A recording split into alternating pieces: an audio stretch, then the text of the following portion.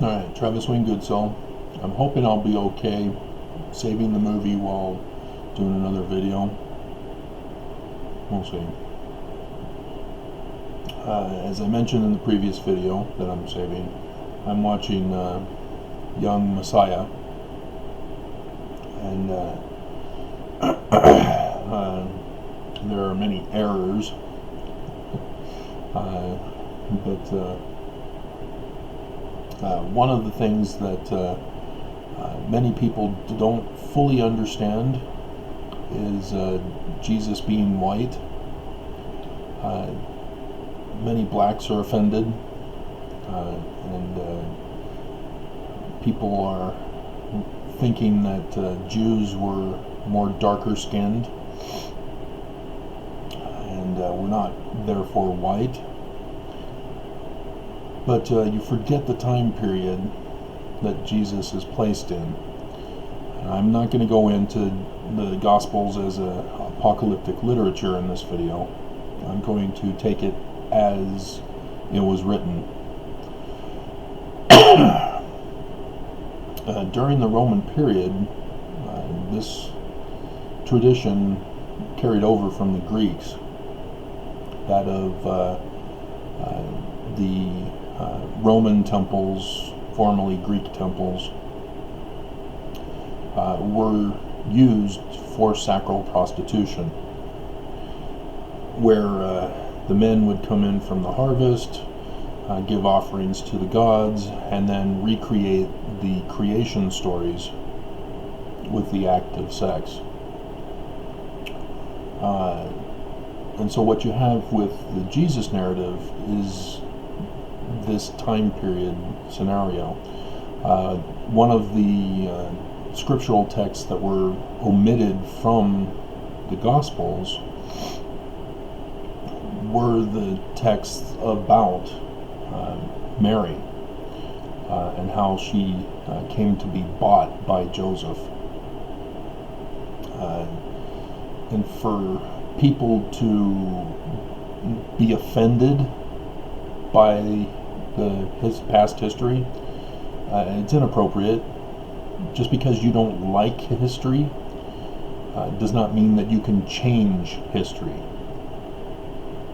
It's inappropriate for people to alter history, such as the movie, and claim that it's a true to the historical account.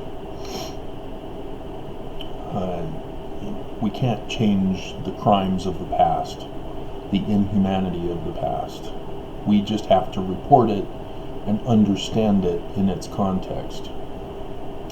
And so when we're talking about the birth of Jesus, you have to understand Joseph is not the father. Joseph is the one who bought Mary. And Mary was, according to these other texts, a sacral prostitute. She was given by her parents because of the story of the mother wanting a baby and promising that if she had a baby, she would give the baby to God, to his temple. And it wasn't the Jerusalem temple. It was the other Roman temples, formerly Greek temples. And so Mary may not have been Jewish at all. She may have been a Roman citizen, according to the stories. And again, I'm not going to go into the apocalyptic literature. We're taking it as is written by the authors.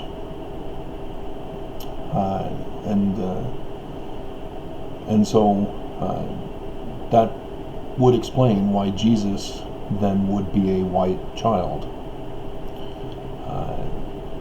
But Joseph, being a Jew, therefore having the claim to David, as the Gospel of Matthew author tries to enforce on us, that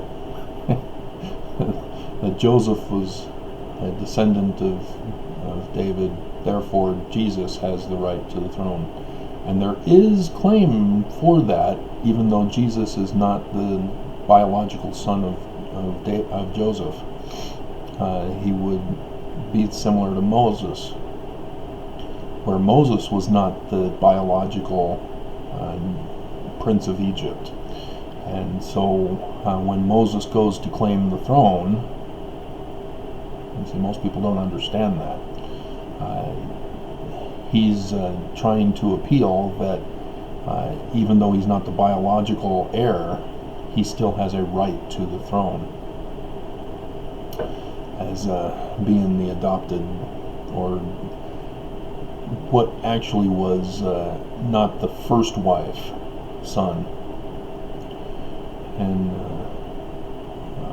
so there is claim for that with the Jesus narratives of Mary and Joseph.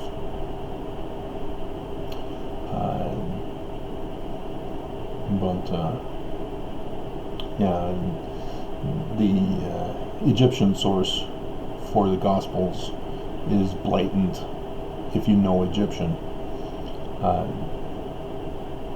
This is my beloved Son, in whom I am well pleased. Beloved is a translation of the Egyptian word Mary. This is my Son of Mary, in whom I am well pleased. Not a coincidence. And then Peter, seer, upon this rock I will build my church, and you shall be called Peter. Seer. So there's lots of Egyptian stuff in the gospel narratives. And so Jesus coming from Egypt, as the Matthew writer tries to claim, as a fulfillment of prophecy, because it's coming from the Egyptian records.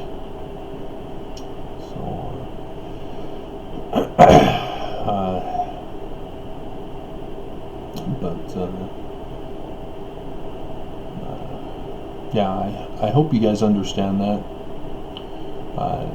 I almost wanted to draw a correlation to Mormons trying to rewrite their own history in defiance of the truth. But I think I'll just stop here. Leave it as a biblical criticism, a scriptural criticism. I think I have that playlist or something like that. So, no, you can't change the past just because you don't like it. That's the moral of this story.